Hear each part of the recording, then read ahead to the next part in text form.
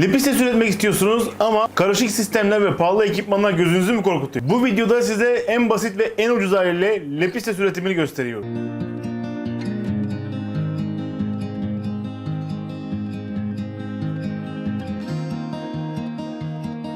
Ben Murat, Kristal Fish kanalına hoş geldiniz. Bugün tamamen çok basit bir sistemle maksimum verimlilikte lepistes ya da canlı doğuran üretmeyi göstereceğim. Canlı doğuran gruplarını üretmenin birçok farklı yolu var ama en yüksek verimliliği sağlayan sistem file sistemleri.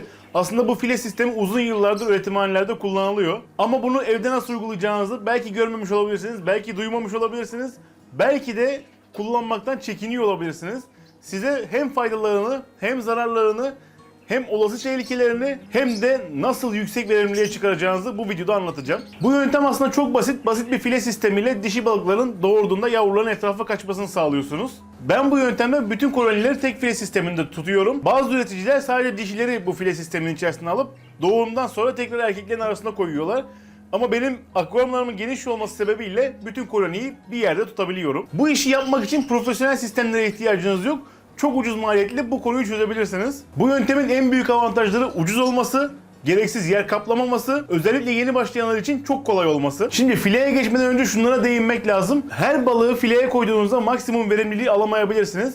Burada balık seçimi çok önemli. Seçtiğiniz balıkların mutlaka sağlıklı, doğuma hazır ve hatta hastalık bulaşmamış balıklar olması gerekiyor. Geçmişinde hastalık olan balıklar genelde sonrasında tekrar sıkıntı yaşayabiliyor, sıkıntı çıkarabiliyorlar. Çünkü size burada en ucuz üretme yöntemini anlatacağım. Yani bu akvaryumda bir ısıtıcı yok. Herhangi bir dış filtre, şelale filtre, ne bileyim işte herhangi bir ekstra pahalı bir ekipman yok. Bu yüzden seçtiğiniz balığın çok sağlıklı olması önemli. Bu sistemde balık üretmek için bir erkeği 2-3 dişi şeklinde koloniler oluşturabilirsiniz. Ama benim tavsiyem kolonide en az 2 erkeğin olması. Çünkü canlı doğuranlarda erkekler bir tık kırılgan olabiliyorlar. Bir erkek böyle aktif değilken diğeri aktif olur. Bu şekilde üreme daha sağlıklı şekilde devam eder. Zaten zayıf ve stresli balıklarda üretim yapmak imkansız. Bu yüzden olabildiğince sağlıklı balıklarla, olabildiğince aktif balıklarla üretim yapmaya çalışmalıyız. Aynı zamanda bu kadar ucuz bir sistemde üretim yapmanın en kritik noktası suyun kalitesini korumak. Çünkü suda sadece yararlı bakterileri tutması için bir pipo filtre var. Bu pipo filtre zaten suyu yeterince filtreleyemediği için burada iş tamamen size düşüyor. Şimdi en maliyetsiz şekilde ele almaya çalıştığınız için konuyu olabilecek en ucuz sistemleri, en ucuz yöntemleri anlatmaya çalışıyorum. O yüzden pipo filtre ulaşılabilir en kolay, en ucuz filtrelerden bir tanesi. Suyu dengede tutmakta tamamen size kalıyor. Bu akvaryumda ısıtıcı da olmayacağı için oda sıcaklığında üretim yapıyorum. Ki ben şu anda da birçok üretimi bu şekilde gerçekleştiriyorum. Oda sıcaklığınızın 24-26 derecede olması en ideal üreme sıcaklığı aslında. Ev ortamında belki bu 24 dereceyi stabil tutamıyor olabilirsiniz. Bunu yapmanın kolay yöntemlerinden bir tanesi akvaryumunuzu biraz yalıtım haline getirmek. Sağını solunu kapatmak, belki de üstüne bir buhar camı yerleştirmek.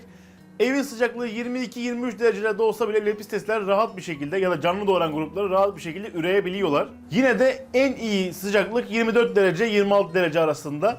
Bunu odaya bir termometre koyarak kontrol edebilirsiniz. Oda sıcaklığı 24 derecesi zaten akvaryumunuzda otomatik olarak 24 derece oluyor. Filtrenin olmaması sorun değil ama burada dikkat edilmesi gereken şey su değişimleri. Bu şekilde büyük bir akvaryumda küçük bir pipo filtre kullanıyorsanız haftada en az 2 kere su değişimi yapmanız, özellikle dip çekimi yapmanız gerekiyor ki balıkların suda oluşabilecek zararlı maddelerden etkilenmesin. Bir diğer önemli konu da tabii ki beslenme. İyi beslenen balık bol yavru verir. Ben sık sık balıklara pul yem, özellikle spirulina destekli pul yemler, canlı yemler, ara sıra da sebze, yumurta gibi desteklemeler veriyorum. Bu sayede balıklar her zaman sağlığını koruyorlar ve bol bol yavru veriyorlar. Bu sistemin kolaylıklarından bir tanesi balıkların kolay korunması. Dişi canlı doğuranlar, genel olarak canlı doğuran gruplarını ele alacak olursak, çünkü bu sistemde her türlü canlı doğuranı üretebilirsiniz. Dişi canlı doğuranlar genelde gece doğururlar. Gece doğum yaptıkları için yavruların kaçması çok kolay oluyor. Yavruluk gibi sistemlerde yavru aşağı inmediğinde ya da kendini yukarı tutmaya çalıştığında dişiye av olabiliyorlar. Bu sistemde şu an benim balıklarım artık yavruları yemeyi bile bıraktılar ama dişi filenin herhangi bir köşesine gidip doğurmaya başladığında yavrular otomatik olarak pıtır pıtır aşağı düşüyorlar ya da sağa sola kaçışarak bir an önce yetişkinlerin olduğu ortamdan uzaklaşmış oluyorlar. Bu da verimliliği arttırıyor. Balık örneğin 40 yavru doğuruyorsa, 50 yavru doğuruyorsa bunların belki biri ikisi o file içerisinde kalıyordur. Geri kalan hepsi aşağı düşerek, doğduklarında aşağı düştükleri için fileden çıkmış oluyorlar. Bu sayede kayıplar minimuma iniyor. Yani bu kayıplar tabii ki balıkların oluşturabileceği kayıplar. bu kayıpları minimuma indirmiş oluyoruz. Bu sistemi kullanmanın en büyük faydalarından bir tanesi de yavru ve anaç balıkların bir arada durabiliyor olması. Yavrular bir kere o filenin dışına çıktıkları zaman büyüklerden zarar göreceklerini bildikleri için o filenin içine tekrar girmiyorlar. Bu sayede tek akvaryumda hem yavruları hem de anaç balıklarımıza bakabiliyoruz. Hatta şöyle bir durum var. Balıklar bir sonraki doğumlarını gerçekleştirdiğinde birkaç farklı boy yavruyu da tek akvaryumda bakabiliyoruz. Benim yavru makinesi olarak adlandırdığım bu panda entlerlerde hem yavrular hem anaçlar artık hepsi birbirine girmiş durumdalar. Yavrularla büyüyen yavrular yavru yeme eğiliminde olmuyorlar. Bu sayede yeni doğan balıklarda sürekli bir sirkülasyon halinde birbirlerini desteklemiş oluyorlar. Şu anda bu akvaryumda doğan ve anaç haline gelmiş panda entlerler var. Yeni doğan yavrularla birlikte duruyorlar. Hatta artık kendi yavrularını doğuruyorlar. Şimdi bu sistemi nasıl kurduğuma gelecek olursak, elimde şöyle bir bayağı da büyük kameraya sokmakta zorlandığım bir sıva filesi var. Bu bildiğiniz sıva filesi. Gerçekten çok ucuz. Yani bunu buldum. Bunun birçok inşaat malzemesi satan yerden bulabilirsiniz. Ben de buldum. Metresi kaç para dedim? 10 lira dediler. Dedim ki bu kaç metredir? Ve hepsini aldım. Böyle bunu makasla kesip, uygun ölçülerde kesip biraz sonra akvaryumda detaylı bir şekilde göstereceğim. Akvaryumun içerisinde klipslerle tutturuyorum. Bu çok kolay suya salınım yapan bir malzeme değil. Farklı renkleri de var bu arada. Turuncu olmak zorunda değil. Ben bu turuncu bulduğum için aldım. Suya salınım yapan bir malzeme değil. Çok esnek, kolay şekil alabilen bir malzeme. O yüzden bunu kullanmayı tercih ediyorum. Ki bunu neredeyse bir yıla yakındır da kullanıyorum. Ciddi faydasını da görüyorum. Şu ana kadar balıklara herhangi bir zarar verdiğini görmedim. Herhangi bir zarar verdiğini söyleyemem. Şimdi akvaryumu nasıl tutturduğuma gelecek olursak hadi sistemi yakından inceleyelim. Hemen her videoda bu akvaryumu görüyorsunuz ve birçoğunuz bana abi uzak çekim yap, uzak çekim yap diyorsunuz. Aslında akvaryum gördüğünüz gibi bomboş, cama cam bir akvaryum. Burada file sistemimiz var şu bölgede. Bu fileyi cama yapıştırmadım. Gördüğünüz gibi mandallarla tutturuyorum. Ucuz derken ciddiydim. Gerçekten çok ucuz bir sistem. Şimdi şu şekilde içinde anaç balıklar var. Burada tabii çok fazla balık var. Bunlar benim yine kendi yavrularımdan büyüttüğüm balıklar. Gördüğünüz gibi filenin içine küçük balıklar da giriyorlar, çıkıyorlar. Hiçbir sıkıntı olmuyor. Ama şunu söyleyebilirim. Bundan önce bu balıklar biraz daha küçük bir akvaryumdaydılar. O küçük akvaryumda balık popülasyonu yükseldikçe yavruları yemeye başladılar ve yeni yavrular görmemeye başladım. Aslında panda entlerler yavruları yememesiyle ünlüler ama bu aşamada işte hani balıkların sayısı çok olunca illa içinden bir iki tanesi bu eğilime girebiliyor. Yavruları yemeye başlayabiliyor. Şöyle biraz uzak açıdan göstereyim. Böyle bir file sistemimiz var. Burası zaten aşağı yukarı bir 40 litrelik akvaryum kadar vardır. Bu akvaryum şu şekilde uzunluğu toplam 50 santim. Burada da bir işte 15-20 santimlik bir mesafe bıraktım en kısmında da. Ortadan bu şekilde klipslerle tutturdum. Çünkü bu klipsler olmazsa bu file böyle açılıyor. Sağa sola açılıyor. Ve bu balıklar buradan çıkıyorlar. Gördüğünüz gibi kesme biçme hiçbir şey yok. Dikdörtgen bir parça kestim. Doğrudan buraya koydum. Bolca dişimiz var. Dişi sayısı ne kadar fazlaysa doğum o kadar çok oluyor tabii haliyle. Bu işleri ben de uzun zamandır bakıyorum. Bunların hepsini yavrudan büyüttüm dediğim gibi. Şimdi burada doğan yavru gece doğduğu için buradan aşağı düşüyor. Otomatik olarak tankın dibine aşağıya bir yerlere inmiş oluyor. Bu sayede akvaryum içerisinde gezinirken file içerisindeki büyük balıklara yem olmamış oluyor.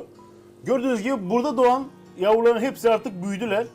Büyümelerine rağmen diğer yavrulara dokunmuyorlar. Yani bu sistem bu kadar basit. Şurada gördüğünüz pipo filtre yanlış hatırlamıyorsam 150 ya da 200 lira. Yani tamamen burada yararlı bakteri tutsun diye duruyor. Arkada küçük bir patos sarmaşığımız var. O da biraz nitrat emilimini arttırsın diye koydum. Burada sık su değişimi yapıyorum. Sık su değişimi yaparak üretimi desteklemiş oluyorum. Üretimi destekleyince de böyle güzel renkli balıklar almış oluyoruz.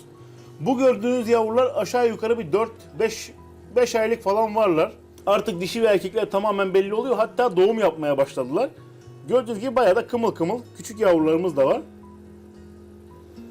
Ben panda entlerleri bulduğumda doğal görünümlü bir akvaryum kurmak için almıştım aslında. Bu kadar çok fazla üretim planım yoktu. Ama üremeleri o kadar hoşuma gitti ki bunları tamamen üretime aldım. Artık tamamen burada ürüyorlar ve çoğalıyorlar. Yakın zamanda da buradaki büyüyen erkek ve dişilerden olabildiğince güzel renkli ve güzel formda olanlara ayırıp ekstra bir koloni daha kuracağım. Yine üretimi arttırmış olacağız. Hatta burada gördüğünüz gibi balık popülasyonu bayağı bir arttı. Burada bir eksiltme yapmazsak artık yavru yeme eğilimlerine gidebilirler. Ya da yeni doğumlar gerçekleşmeyebilir. O yüzden buraya müdahale etme zamanı geldi de geçiyor bile. Sizde herhangi bir şekilde bir akvaryumunuz varsa bu sistemi kurarak çok kolay bir şekilde canlı doğran üretebilirsiniz. Bunun içerisinde pilati de üretiyorum, kılıç kuyruk da üretiyorum. Özellikle haftalık vloglarımı izliyorsanız mutlaka görüyorsunuzdur. Saklama kaplarında diğer canlı doğuran balıklarım var.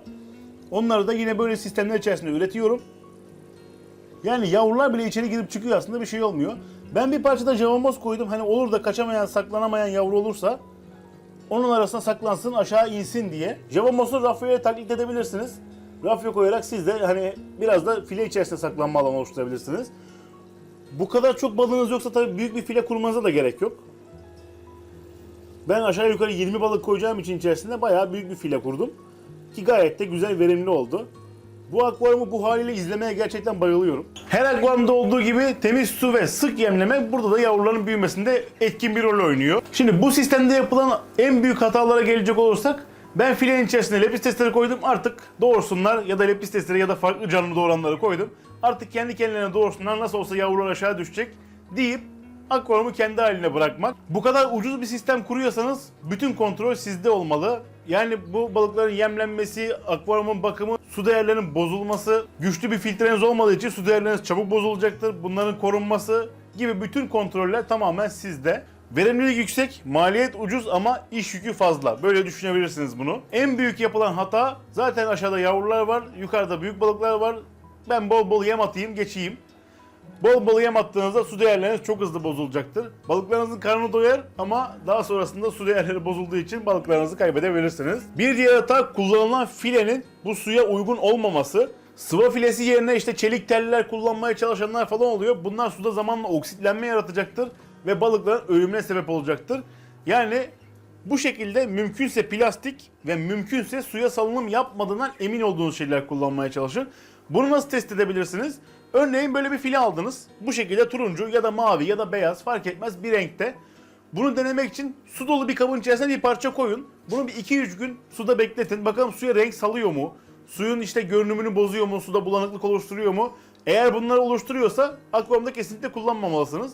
Ama hala su stabil gidiyor, suda herhangi bir bozulma olmuyorsa yine bir 2 gün daha verin. Aşağı yukarı bir 4-5 gün bir deneyin bu malzemeyi.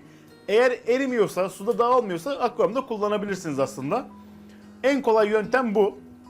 En sık yapılan hatalardan bir tanesi de bu aslında.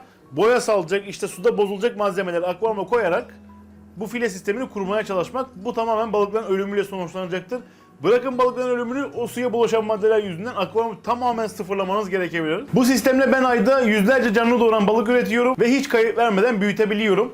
Son derece ucuz, maliyetsiz bir sistem. Siz de bunu çok kolay şekilde başarabilirsiniz. Sadece doğru adımlar atmalısınız. Size bu videoda elimden geldiğince file sisteminin faydalarını, oluşabilecek zararlı noktaları ve nasıl üretim yaptığımı anlatmaya çalıştım. Gördüğünüz gibi bu sistemle siz de bir günde yüzlerce yavru alabilirsiniz. Umarım videoyu severek ve beğenerek izlemişsinizdir. Aşağıdan videoyu beğenmeyi ve kanalıma abone olmayı unutmayın. Yeni videolarda görüşmek üzere, hoşça kalın.